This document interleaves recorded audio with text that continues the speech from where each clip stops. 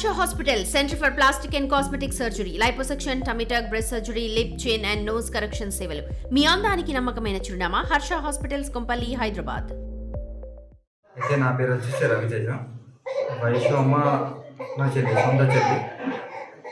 ఇంట్లో అసలు నేను ఇట్లా జరుగుతుందని చెప్పేసి అసలు ఎక్స్పెక్ట్ చేయలేదు.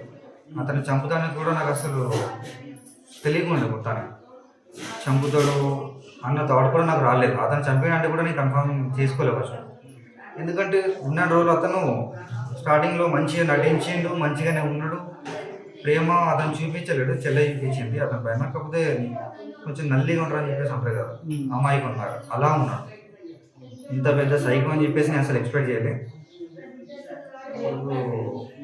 మా చెల్లెని అంత దారుణంగా చంపిన దానికి నేనైతే గవర్నమెంట్ని అడిగేది ఒకటే, పోలీసుని అడిగేది ఒకటే, చట్టాన్ని అడిగేది ఒకటే, అతన్ని కఠినంగా ఉరిగిస్తేనే బెటర్. సమాజానికి కొంచెం మెసేజ్ ఇచ్చినట్టు ఉంటుంది. వెంటనే ఉరిగిస్తేనే బెటర్ అని చెప్పేసి నేను అనుకుంటున్నా. వాళ్ళ అమ్మకు కూడా కొంచెం జీవిత ఖైదీ లాగా, లేకపోతే ఒక 40-30 సంవత్సరాలు పడలేదు. ఎందుకని చెప్పాలంటే ఇప్పుడు వాళ్ళిద్దరు కలిసి ప్లాన్ చేస్తారు, వాళ్ళ అన్నకు కూడా ప్లాన్ చేస్తారు. వాళ్ళ ఎందుకు మనకు సంబంధం లేదు. మెయిన్గా ప్లాన్ చేసిన అయితే వాళ్ళ అమ్మ కొడుకు.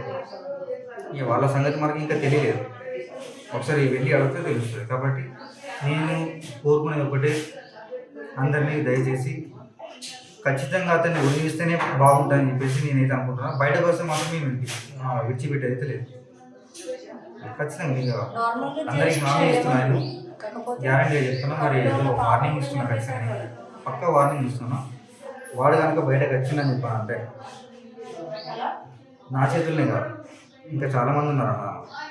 ఎవరి చేతికి దొక్కినా కానీ ఖచ్చితంగా వాళ్ళ పని అయిపోతుంది. ఇద్దరు పని అయితే చేస్తుంది. అది నరకడం జరుగుతుందో తెలియదు, కొట్టడం జరుగుతుందో తెలియదు, లేకపోతే దీంట్లో తోసి చంపేయడం జరుగుతుందో తెలియదు. ఖచ్చితంగా వాళ్ళ పని మాత్రం